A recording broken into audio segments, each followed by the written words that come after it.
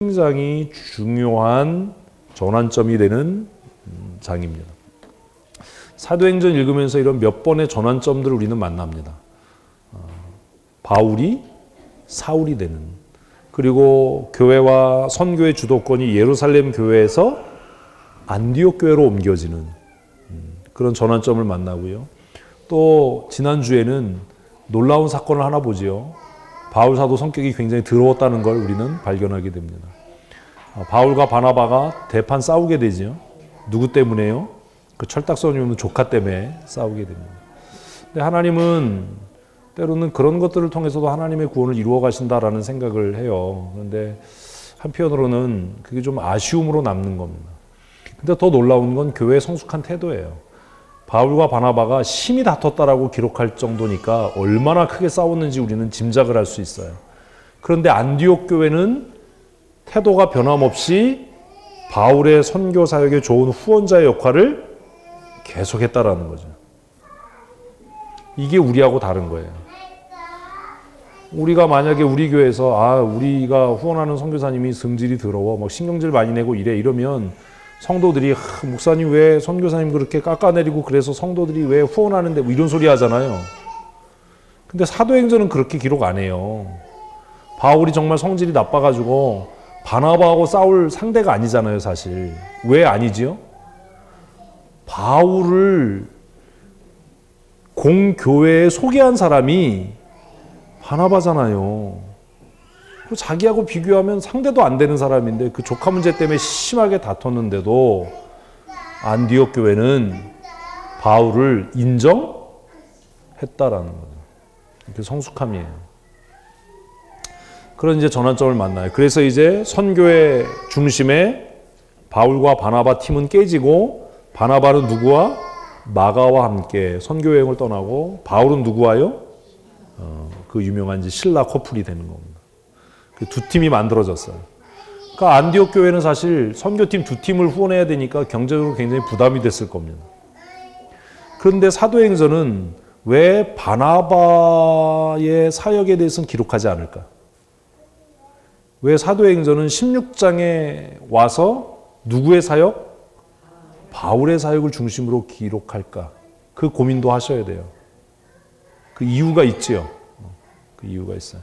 그리고 16장에 와서 선교의 방향이 굉장히 놀랍도록 변화되는 것을 우리는 보게 됩니다. 그래서 선교를 생각할 때 하나님의 선교라고 하는 것에 대한 개념을 갖게 되는 거지. 그런 고민을 하셨으면 좋겠습니다. 16장 6절입니다. 같이 읽습니다. 성령이 아시아에서 말씀을 전하지 못하게 하시거늘. 자, 여기에 이제 문제인 거예요. 첫째, 왜 성령님은 복음이 아시아에 증거되는 것을 원하지 않았을까라는 생각입니다. 그리고 또 하나 이제 우리에게 적용하면, 그러면 우리는 복음을 전할 때 우리의 원함을 따라 하는가, 성령 하나님의 인도하심을 따라 하는가, 이것도 고민인 거죠. 또 두 번째 고민은 뭐예요? 성령께서 어떤 방법으로 말씀을 전하지 못하게 하셨는가 하는 거예요. 이런 부분이 영적인 분별력, 영적인 민감성이라고 하는 것과 연결되어지는 겁니다. 성령께서 어떻게 복음이 증거되는 것을 하지 못하도록 하셨을까요? 왜 누가는 그것을 구체적으로 기록하지 않을까요? 사실 성경님에서 이런 고민을 하셔야 되는 거예요. 어떻게 못하게 하셨을까요? 네? 환경이 어려울 수도 있고, 핍박이, 박해가 강하게 일어날 수도 있고, 여러 가지 방법이 있을 텐데 누가는 그것에 대해서 구체적으로 언급하지 않아요. 그냥 성령 하나님께서 그 일을 원하지 않으셨다. 근데 그 다음에 또 이제 문제가 있습니다. 계속해서 있습니다. 그들이 부르기아와 갈라디아 땅으로 다녀가 무시아 앞에 이르러 비두니아로 가고자 애쓰되. 이 지역의 이름을 우리는 몰라요. 그런데 지도를 펴놓고 보면, 자, 성령께서 지금 바울의 일행이 어디로 가는 것? 아시아로 가는 것을 막았다라고 얘기하는데, 그 뒤에 나오는 그들이 있는 바울의 일행이지요. 어디로 갔다고요? 부르기아, 갈라디아, 무시아, 비두니아, 어디예요? 아시아 지역이에요. 왜 그랬을까요? 바울도 이런 실수를 했어요. 이게 뭐냐면 하나님께서는 하나님의 구원 계획에 의해서 복음이 아시아로 가는 것을 원하지 않으셨는데 바울은 어디로 가기를 원했다고요? 아시아로 가기를 원했고 그 뜻을 굽히지 않았어요. 바울도 그랬어요. 근데 이렇게 얘기하면 바울도 그랬으니까 우리도 그래도 돼 이러시면 안 돼요. 그러니까 사도행전을 읽으면 바울의 신앙과 인격이 성숙해져 가는 것들을 우리는 발견하게 됩니다. 그런 고민을 함께 하셔야죠. 바울이 왜 그랬을까요? 바울은 왜 성령께서 아시아로 가는 것을 금하셨는데 왜 바울은 아시아로 가려고 그랬을까요? 자기 고향이 아시아거든요. 바울의 고향이 어디죠? 다소잖아요. 그래서 바울은 어떻게 해서든지 자신의 동족에게 복음을, 우리도 그럴 수 있잖아요. 우리 선교사를 후원할 때도 내 가족이니까, 내 친구니까 이런 마음이 들 수 있잖아요. 그래서 고집 부릴 때 있잖아요. 그럴 때 한 번쯤 생각해야 된다는 거예요. 뭘? 이게 하나님의 뜻인가? 근데 바울은 그러지 못했어요. 그래서 성령께서 막으신다는 것을 알면서도 내가 노력하고 힘쓰고 했으면 될 거야 이렇게 했던 것 같아요. 그랬더니 하나님께서 자 읽습니다. 예수의 영이 허락하지 아니하시는지라. 6절에서는 성령이라고 얘기하고 7절에서는 예수의 영이라고 이야기하는데 같은 이야기죠. 하나님께서 또 막으셨어요. 아마 바울에게 직접 나타나시거나 깨닫게 하셨던 것 같아요. 가지 마라, 하지 마라. 그렇게 했던 것 같아요. 8절 말씀 읽습니다. 지나 드로아로 내려갔는데 자 그런데도 바울은 계속 진행했어요. 이 우리의 그 고집이고 미련함이고 그죠? 그래서 지금 드러나고 있는 성경에 나타나고 있는 사도 바울은 어떤 사람이에요? 아직 성숙하지 못한, 아직 훈련되지 않은 그런 모습이죠. 그래서 사도 바울은 처음에 사역을 하면서 성령 충만하고 뭐 이랬지만 자신이 원하는 방향으로 주의 일을 하려고 했어요. 누구하고 비슷해요? 베드로하고 별반 다를 게 없죠. 하나님께서 그걸 놔두시느냐? 그렇지 않아요. 9절입니다. 밤에 환상이 바울에게 보이니 마게도냐 사람 하나가 서서 그에게 청하여 이르되 마게도냐로 건너와서 우리를 도우라 하고는 선교사들 와서 맨날 하는 본문이 이거예요. 마게도냐로 도와라. 본문의 내용이 뭔지를 모르는 거예요. 이 이야기는 내가 하나님의 말씀에 순종하지 않는 사람이다라는 선교사들이 와서 얘기를 하는 거예요. 내가 본문을 이거 선택하고 하면 저 바보가 성경이 뭔 소린지도 모르고 하나님이 나를 바울에게 보이신 마게도니아의 환상을 통해서 무슨 말레이자로 부르셨어요? 필리핀어로 부르셨어요? 말 같지도 않은 소리를 하는 거예요. 성경 본문하고는 전혀 맞지도 않는 얘기예요. 그 얘기는 내가 원래 필리핀으로 갈 마음이 없고 뭐 저기 유럽으로 가려고 내가 그렇게 마음 먹고 애쓰고 준비하고 다 됐는데 그럴 때는 그럴 수 있어요. 이거는 그 본문을 그렇게 인용해서 쓰면 안 돼요. 마게도니아의 환상 이러면 안 돼요. 자, 이 사건을 통해서 선교의 정책과 방향이 결정되고 있습니다. 사도행전은. 바울이 원했던 선교의 정책과 방향은 뭐예요? 아시아를 중심으로 한 복음 전도였어요. 하나님의 계획은 뭐예요? 마게도니아가 또 어딘지 몰라서 유럽을 향하는 거였어요. 제가 지난번에 언뜻 얘기했잖아요. 하나님께서 아브라함을 부르신 것과 동시에 아브라함을 택하셔서 부르신 것과 동시에 하나님은 무엇을 택하셨다?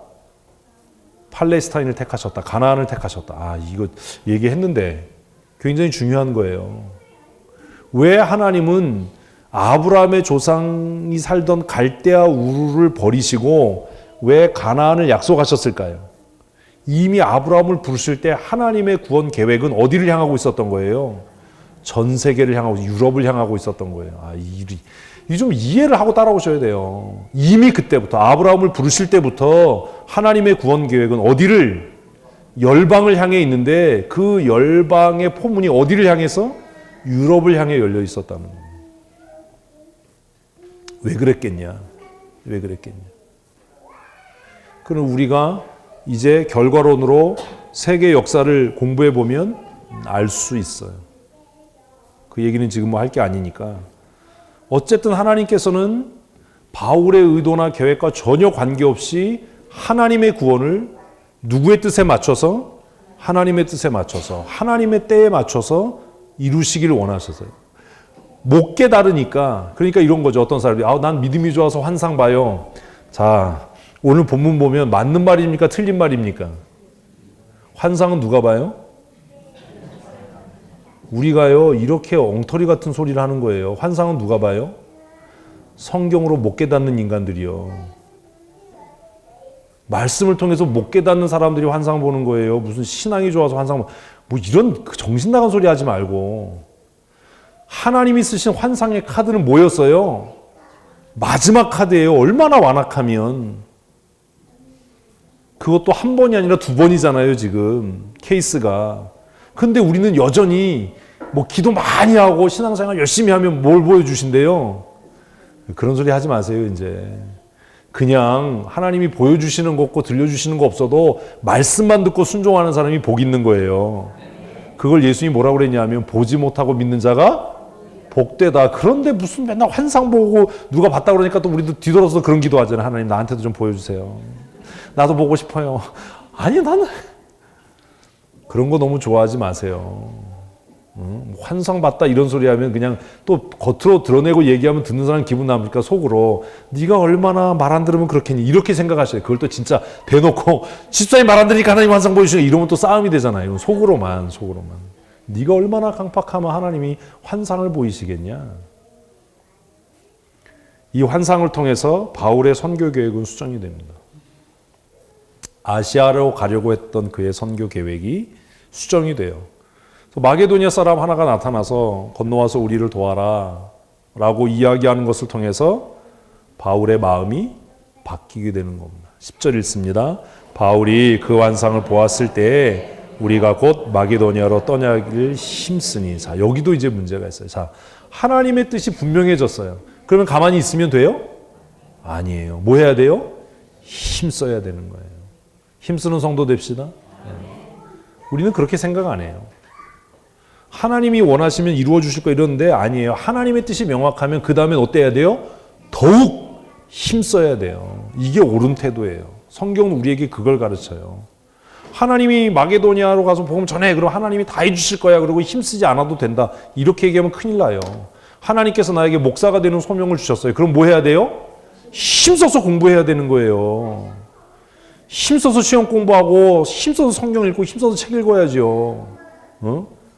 요즘에 제 책상에 책이 쌓여가서 요즘에 시름시름 앓고 있는데 읽을 것 많고 공부할 것 많은데 힘써야 되는 거예요. 기독 청년들이 무능한 게 이거예요. 하나님 뜻이 선명하면 그 다음부터 뭐 해야죠? 힘써야죠. 예수 안 믿는 애들보다 뛰어나야죠. 그래서 바울이 그 환상을 보고 하나님이 우리를 마게도냐로 부르셨어. 그걸 깨닫고 나서 바울과 함께 했던 모든 그 선교팀이 요즘으로 말하면 선교팀이 뭐 하기로 힘쓴 거예요, 이제. 마게도냐로 건너가기로 힘썼어요. 다시 한번 힘쓰는 성도 됩시다. 정말 힘쓰는 성도 되셔야 됩니다. 자, 그 다음이 있습니다. 이는 하나님이 저 사람들에게 복음을 전하라고 우리를 부르신 줄로 인정함이로라. 이게 하나님이 주신 소명과 개꿈의 차이예요. 개꿈 꾸는 사람들은요, 하나님이 불렀어. 그러고 뭐 안 해요? 노력 안 해요. 하나님이 주신 소명이 있는 사람은요, 하지 말라고 해도 노력해요. 하나님이 부르셨는데 어떻게 노력을 안 해요? 제일 나쁜 죄가 게으름이에요. 아주 나쁜 거예요, 게으름은. 저도 때때로 게으름 피우고 싶고 이런데 게으르면 안 돼요. 게으른 성도 되지 마십시오. 열심히 전도하고 열심히 신방하고 열심히 권면하고 열심히 깨어 기도하고 그러셔야 돼요. 그래서 바울과 그 일행이 우리가 복음을 들고 아시아로 가는 것이 하나님의 뜻이 아니라 유럽으로 가는 것이 마게도니아로 가는 것이 하나님의 뜻이구나. 그 사람들에게 하나님께서 우리에게 복음을 전하라고 말씀하셨구나. 이게 깨달아져서 마게도니아로 가기로 힘썼어요. 11절 우리가 드로아에서 배로 떠나 사모드라게로 직행하여 이튿날 네아폴리로 가고 거기서 빌립보에 이르니 이는 마게도니아 지방의 첫 성이요 또 로마의 식민지라. 이 성일의 수위를 유하다가. 자, 그들이 얼마나 애썼는지를 기록하는 거. 이런 지명들을 기록하는 것. 어디로 가기 위해서? 하나님이 보이신 마게도냐로 가기 위해서. 근데 아까 고집 안 부리고 막 그렇게 소아시아 쪽으로 안 갔으면 돌아오는 게 쉬웠잖아요. 응? 괜히 고집 부리지 마세요. 인생이 복잡해져요. 그래서 이제 힘써서 빌립보에 이르렀어요. 드디어. 근데 그 빌립보를 설명하는 거죠. 빌립보가 어떤 지역이에요? 마게도니아의 첫 성이고 로마의 식민지예요. 이 성의 수위를 위해서요. 자, 12절을 보면서 여러분이 발견하는 게 있어야 돼요. 뭘 발견하셨어요? 12절에서? 첫 성이다. 이렇게 글자로 보이는 거는 안 물어요, 이제. 저녁이니까 안 보이는 걸 물어요. 글자로 안 보이는 것. 행간에 숨겨져 있는 것. 뭘 보이세요? 흰 게 보이나요? 까만 건 글자고? 12절을 통해서 보이는 게 없어요? 빌립보에는 회당이 없었다는 겁니다. 회당이 있었으면 뭘 썼겠어요? 회당에 가서가 있었는데 회당 얘기가 안 나와요. 그럼 빌립보에는 뭐가 없었다는 거예요? 회당이 없었다는 거예요. 회당이 없었다. 그럼 왜 회당이 없었을까? 이걸 고민해야 되잖아요. 회당이 왜 없었을까요? 회당은 어디에 세워질까요? 이런 고민해야죠. 회당은요, 여자는 1000명 있어도 소용이 없어요. 유대교에 입교한 남자 10명이 있을 때 세울 수 있는 게 회당이에요. 네? 이런 전통들이 교회 안에, 장로교 안에 들어와서 세례교인 15명이 있어야 교회가 되는 거예요. 아, 또 이게 평생 또 처음 듣는 얘기 같은 얼굴을 하면 제가 헷갈리잖아요. 이게 예수를 열심히 믿었다고 그러는데. 회당은 그냥 아무데나 회당 지을 수 있는 게 아니에요. 회당은 어떤 조건이 충족될 때? 유대교인 남자. 여자는 필요 없어요. 뭐? 남자 몇 명? 10명 이상이 있을 때 세울 수 있는 게 회당이었어요. 그러면 빌립보에는 뭐가 없었다는 거예요? 유대교인 남자 10명이 없었던 거죠. 근데 바울과 그 일행은 뭐예요? 남자예요. 유대인이에요. 그런데 바울이 도착한 빌립보는 뭐예요? 아이씨, 로마의 식민지예요. 아, 빨리 끝내고 집에 갑시다. 다리가 부응하고 있어요. 아, 기부스가 터지려고 그래. 오른쪽 바지는 쫄쫄이 바지예요. 이게 부으면 이게 바지가 딱 달라붙어가지고 기부스도 늘어나나 봐요. 이런 것들이 보이셔야 돼요. 이게 한 예수 믿은 지 한 5년쯤 되면 이게 기본이에요, 그냥. 이 정도는.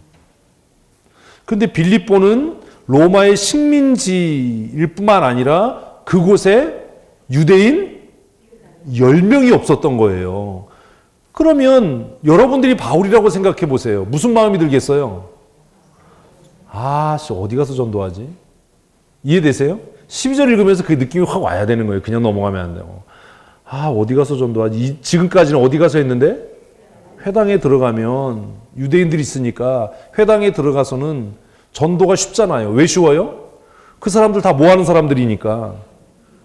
구약성경, 구약성경 아는 사람들이니까 어디서부터 시작하면 돼요? 구약성경부터 쫙 얘기해서 그 메시아가 이 사람이야 이러면 끝나잖아요. 그런데 여기 빌립보에 딱 하나님이 가라고 해서 갔는데 빌립보에 딱 가보니까 뭐가 없어? 회당이 없네? 어디 가서 전도하지? 그 또 하나 드는 생각이 뭐예요? 어떻게 전하지? 뭘 전하지? 유대인이 있으면 이사야가 예레미야 이게 얘기가 되잖아요. 그게 근데 이건 회당도 없지, 유대인도 없지. 그러니까 바울 일행이 이제 당황한 거예요. 하나님이 가라고 해서 갔는데 회당이 없네. 유대인도 없네. 그래서 이 성에서 뭐 하는 거예요? 수위를 공친 거예요. 응? 전도해야 되는데 얼마나 답답하겠어요. 왜 답답해요? 물론 우리같이 양심에 화인 맞으면 이게 안 답답해요. 왜 바울이 답답하냐면 지금 매일매일 안디옥 교회가 보내준 선교비로 밥 먹어야 되고 잠자야 되고 선교비는 없어져 가는데 밥만 축내고 수일을 보내는 거예요. 얼마나 불편했겠어요. 아니 하나님이 가라고 그러면 뭐 어디 비빌 데가 있어야지요. 갔더니 아무것도 없는데 수일 동안 뭐만 한 거예요? 밥만 먹은 거예요. 밥만. 그게 그냥 수일을 유하다가 이렇게 써놓은 거예요. 고민할 만큼 고민이 깊어졌다는 거죠. 야, 더 이상 시간을 허송하면 안 될 것 같아. 우리가 이렇게 성도들이 선교비로 헌금한 돈을 탕진하면 안 될 것 같아. 그런 마음의 위기감이 든 거지요. 이해되셨어요? 됐으면 됐다, 안 돼도 됐다, 그래야 집에 가지. 이해되셨죠? 그래서 12절에서 뭐가 보이냐? 다른 지방하고 다르게 뭐가 없네? 회당이 없네? 자, 그러면 그 다음은 안 읽어도 되는 거예요. 그러면 누구에게 복음을 전할 수밖에 없어요? 여자요. 여자요. 여기 중요한 선교의 핵심이 나와요. 또 13절 읽습니다. 시작. 안식일에 우리가 기도할 곳이 있을까요? 자, 이제 13절에 증거가 나왔죠. 뭐가 확실하게 없어요? 회당이 없어요. 확실하게 회당이 없는 거예요. 그래서 안식일이 됐는데 우리가 어디 가서 기도할까? 이 기도가 그 기도가 아니고 어디 가서 복음을 전할까? 우리가 어디 가서 예배할까? 이 고민을 하고 있는 거예요. 얼마나 바울이 처량했겠어요. 분명히 누구의 뜻을 따라왔는데 하나님의 인도하심을 따라왔는데 갈 데가 없네. 그래서 할 수 없이 시작. 문 밖 강가에 나가 거기 앉아서 이제 이게 뭐야. 하나님 왜 우리 이런 데로 보냈어요? 이제 문 밖에 나가서 철양맞게 강가에 앉아 있는 거예요. 그랬더니 뭐가 보여요? 여자들이 보여요. 근데 보십시오. 바울의 마음이 복음에 대한 열정으로 사로잡혀져 있지 않았다면 혓바닥을 깨무네. 하나님이 진짜 사람을 기가 막히게 만드셨어요. 평소에 맨날 혓바닥 깨물면 얼마나 아프겠어요.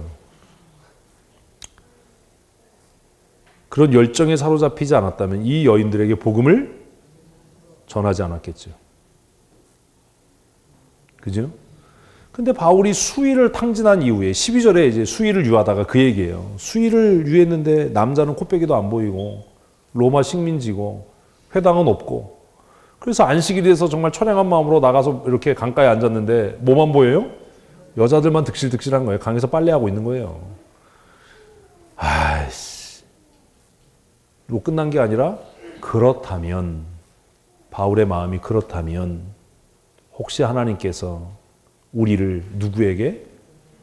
이 여자들에게 보내신 것이 아닌가. 바울은 자기가 누구에게 보냄을 받았다는 건 알았지만 이방인에게 이분들이 왜 이래? 이방인에게. 그럼 여기서 이방인 그러면 이방인 남자만 해당하는 거예요. 자 보십시오. 바울이 로마서에서 여자나 남자나 종이나 자유자나 차별이 없느니라라는 복음이 이제 이해되세요? 빌립보의 경험인 거예요. 여러분은 정말 훌륭한 교회 다니시는 거예요. 개뻥치지 말고 무엇이 맨날 뭐 나아지는 게 있어요. 나아지는 게. 이 경험들이 쌓여서 로마서가요 그냥 어느 날 갑자기 쓰여진 게 아니라는 거예요. 바울이 생각할 때는 복음은 항상 누구를 향해서? 남자들을 향해서, 어디에서? 회당에서, 이래야 되는데 하나님이 분명히 가라고 해서 빌립보에 왔는데 회당도 없고 남자들도 없고 하도 밥만 축내다가 깝깝해가지고 안식일에 나가서 강가에 앉았더니 여자만 있는데 그럼 혹시 하나님께서 이 여자들에게 복음을 전하고 그러신 건가? 그래서 그 여자들에게 뭐 했어요? 모인 여자들에게 말하는데 복음을 전하는 거예요. 아줌마 빨래는 잘 돼요? 빨래비는 못 쓰세요? 예전에 무궁화가 좋았죠? 지금도 나오나요? 세탁비는 못 쓰세요? 무궁화 안 나오나요? 저 어렸을 때는 양잿물 썼어요. 서울에서도 양잿물. 뭘로 빨래하세요? 이러다가 예수님에 대해서 들어보셨어요? 이러고 시작을 한 거예요. 그런데 바울이 생각했던 것과는 전혀 다른 역사가 일어나는 겁니다. 14절입니다. 두아디라시에 있는 자색 옷감 장사로서 하나님을 섬기는 루디아라 하는 한 여자가 말씀을 들을 때 하나님은요 이 여자를 준비해 놓으신 거예요. 바울은 몰랐어요.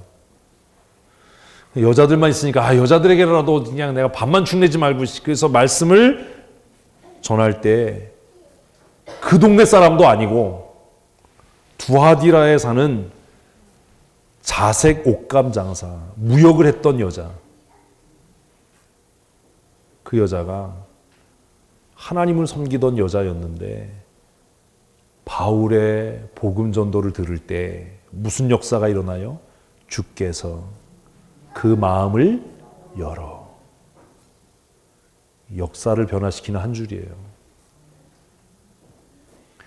주님께서 여러분들의 마음을 말씀을 들을 때 열어주셨으면 좋겠어요. 예배 전에 이걸 위해서 기도하셔야 돼요. 바울은요 이 여자가 있었는지도 몰랐어요. 그냥 답답한 마음에 그러면 하나님께서 무슨 뜻이 있어 나를 보냈겠지, 그리고 여자들에게 복음을 전한 거예요. 근데 보세요, 그때 여자들은 율법을 모르고 공부를 안 했으니까 어려운 복음을 전할 수가 없잖아요. 회당에서는요 토라를 가지고 아주 깊이 있는 이야기, 변증적인 이야기, 종교적인 이야기를 할 수 있는데 여자들에게는 그럴 수가 없었잖아요. 그래서 그냥 바울이 안타까운 마음으로 가볍게 말씀을 전했을 텐데 누가 역사하셔서, 성령께서 역사하셔서 그 여인의 마음을 감동케 하신 거예요. 이 여자는 남편 얘기가 안 나와요. 그래서 그가 바울의 말을 따랐어요. 표현이 참 특이하죠. 왜 믿었다라고 얘기를 안 했을까? 왜 따랐다라고 얘기를 했을까? 15절입니다. 그와 그 집이 다 세례를 받고 우리에게 청하여 이르되 만일 나를 주를 믿는 자로 알거든 내 집에 들어와 유하라 하고 강권하여 머물게 아니라. 이게 빌립보 교회예요. 100명의 남자보다 이 여자 하나가 한 일이 세계 역사를 바꾸는 일이 됐어요. 하나님은요 너무 멋지게 일을 하시는 거예요.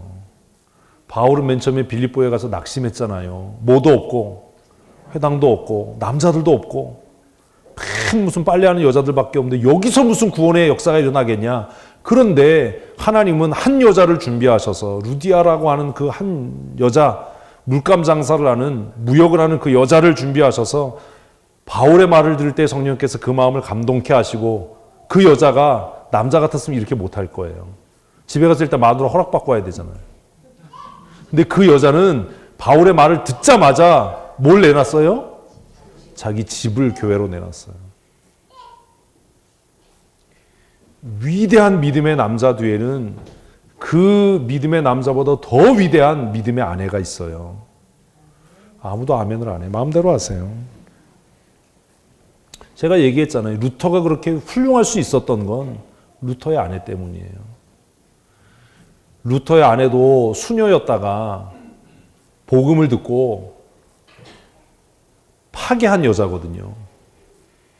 루터는 원래 그 여자하고 결혼할 마음이 없었어요. 근데 이 여자가 나는 루터 아니면 시집 안 간다 이래서 결혼했어요. 응? 근데 루터가 그 많은 논쟁과 재판에 시달려서 막 우울할 때 제가 얘기했잖아요. 어느 날 아침에 그 부인이 소복을 입고 아침밥 먹는데 나타난 거예요. 그 루터가 아침부터 기분 나쁘잖아요. 서양이나 동양이나 누가 죽었냐, 당신 뭐냐 그러니까 그 루터의 아내가 당신이 믿는 하나님이 죽었다. 뭐 때문에 그렇게 두려워하냐? 하나님이 살아계신데 뭐 때문에 그렇게 우울해하냐? 당신이 그렇게 우울해하는 거 보니까 당신이 믿는 하나님이 죽었지. 야, 그래서 루터가 그 말에 충격을 받고 정신 차려서 개혁운동을 끝까지 이룰 수 있었던 것. 그 아내는 애들은 내가 책임질 테니까 당신은 하나님 맡기신 일을 해라. 뭐 이런. 그래서 위대한 모든 믿음의 사람 뒤에는 더 위대한 믿음의 여자들이 있어요. 손양원 목사님도 그렇고요.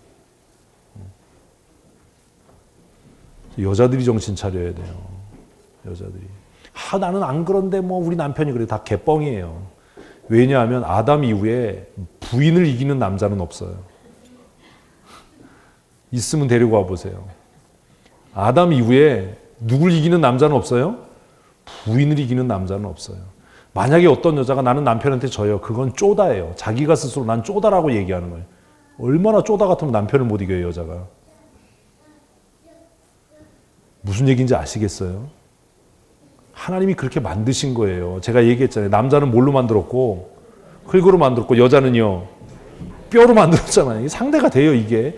나는 뭐 남편한테 찍소리도 못해요. 남편한테 져요. 그거 개뻥이에요. 그게 진짜면 그 여자는 고만 살아야 돼요.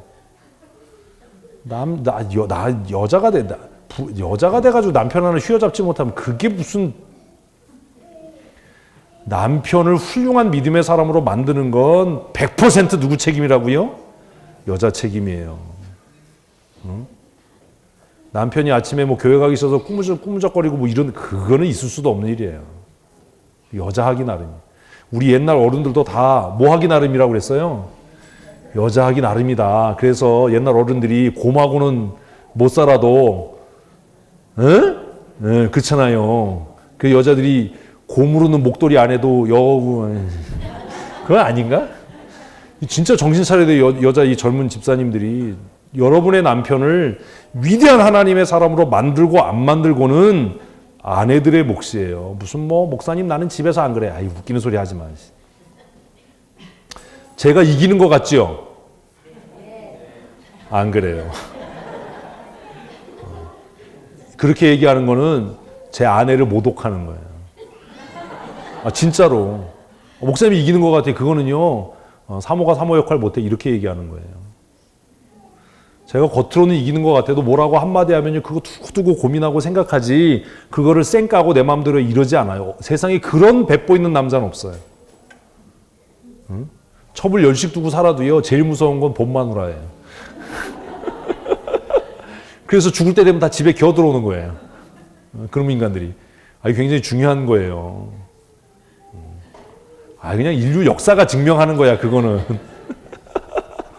그러니까 여자들이 남편에 대해서 기도 많이 해야 돼요. 그리고 신앙생활 잘 못하고 그러면 정말 용기를 북돋아주고 저희 밥은 목사님 댁 가서 먹어 뭐 이러고 이래야 되는 거예요. 목사님하고 좀 친해 뭐 이러고 집에서 얼쩡거리지 말고 할 일 없으면 교회 가서 좀 일 좀 해 뭐 이래야 되는 거예요. 이래야 이게 무슨 남자들이 정말 믿음의 사람이 되고 신앙의 사람이 되지. 참. 이 여자가 얼마나 위대한 역사를 바꾸는 일을 했어요. 이 여자의 말이 너무 대단하잖아요. 만일 나를 주로 믿는 자로 알거든. 협박을 하잖아요. 내 집에 들어와 유하라. 이렇게 얘기 안 해도 들어갈 텐데. 이 여자의 얼마나 확고부동한 태도. 그래서 이게 빌립보 교회가 되는 거예요. 위대한 교회잖아요, 빌립보 교회. 예? 안디옥 교회와 쌍벽을 이루는 교회, 빌립보 교회. 그래서 강권하여 그들이 그 집에 머물게 됩니다. 그래서 역사가 바뀌는 겁니다. 기독교 역사가 바뀌는 장이 16장입니다. 16절 읽습니다. 우리가 기도하는 곳에 가다가 점치는 귀신 들린 여종 하나를 만나니 점으로 그 주인들에게 큰 이익을 주는 자라. 설명 안 해도 아시죠? 17절 읽습니다. 그가 바울과 우리를 따라와 소리질러 이르되 이 사람들은 지극히 높은 하나님의 종으로서 구원의 길을 너희에게 전하는 자라 하며. 그러니까 처음부터 바울과 그의 일행은 이 귀신 들린 여자를 뭐 고치거나 구원할 마음이 사실 없었던 것 같아요. 근데 쫓아다니면서 너무 귀찮게 한 거야. 근데 그 말이 너무 진리인 거지. 그래서 이걸 보면 귀신 들린 사람도 아는 걸 우리는 모른다라는 거죠. 귀신이 더 똑똑한 거예요. 그 귀신 들린 사람이. 그래서 우리도 옛말에 그런 말이 있나 봐요. 귀신같이 안다 이런 말이. 귀신같이 안 거지. 사람들은 바울을 보고 뭐 저런 놈들이 다 있어 뭐 이랬는데 이 귀신 들린 여자는 그냥 귀신같이 아는 거예요. 쫓아다니면서 이 사람들은 지극히 높은 하나님의 종이다. 이 사람들이 전하는 것은 새로운 철학이나 새로운 사상이 아니라 구원의 길을 너희에게 전하는 거다. 근데 바울이 너무 귀찮은 거예요. 왜냐하면 죄송합니다. 정상적인 사람이 이렇게 얘기하면 좀 뽀대가 나는데 미친년이 따라오면서 이러니까 아니 이게 머리에 꼭 꽂고 이게 여자가 이러고 오니까 이거를 이해되세요? 동막골 영화 보셨잖아요. 머리 꼭 꽂고 많이 아파 뭐 이러잖아요. 얼마나 이게 괴롭겠어요. 쫓아다니면서 이러니 이거를 못하게 할 것도 아니고 하게 할 것도 아니고 이게 무슨 칭찬하는 것도 아니고 욕도 아니고. 그래서 한 가지 또 배우는 게 있어요. 그래도 목사를 열받게 하면 복 받는다 뭐 이런 건가? 하여튼 괴롭게 했어요. 그래가지고 18절 같이 읽습니다. 이같이 여러 나라 하는지라. 그러니까 계속 쫓아다니면서 이러는 거야. 그래가지고 바울이 어땠어요? 심히 괴로워. 성경에 심히 괴로워서 은혜를 받은 사람은 이 사람밖에 없는 거예요. 심히 괴롭혀서. 바울이 너무 상심이 너무 피곤하니까 승질나가지고 읽습니다.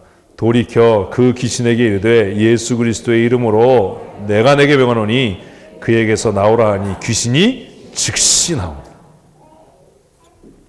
예수 이름의 능력이 있습니다. 얼마나 멋있어요. 근데 좀 과정은 좀 그래. 이 본문을 읽을 때마다 과정은 좀 그렇다. 그래도 어쨌든 예수 이름에 뭐가 있다? 능력이 있다. 예수 이름의 능력이 있다. 우리 힘과 능력으로 하는 게 아닙니다. 바울이 돌이켜서 대상이 또 중요하잖아요. 누구를 향하여? 우리는 누구와 싸워요? 그래서 안 되는 거예요. 사람과 싸우니까 자꾸 시끄러워지는 거예요. 우리의 싸움의 대상은 공중권세 잡은 마귀예요. 누구가 아니라 우리 모두가 다 마귀의 종로로 탈 수 있어요. 그것 위해서 기도해야죠. 그래서 바울이 돌이켜서 우리 같으면 그 여자를 향하여 이렇게 썼을 거예요. 그냥. 그 여자를 향하여. 근데 본문은 돌이켜 귀신을 향하여 외쳤다. 예수 그리스도의 이름으로 내가 내게 명한다. 예수 이름의 능력으로 승리하십시다. 얼마나 멋있어요. 한마디로 끝나잖아요. 기도 많이 한다고 뭐 이런 게 중요한 게 아니에요. 기도 많이 해서 도 닦아서 내가 영빨이 있어 이런 거 아니에요.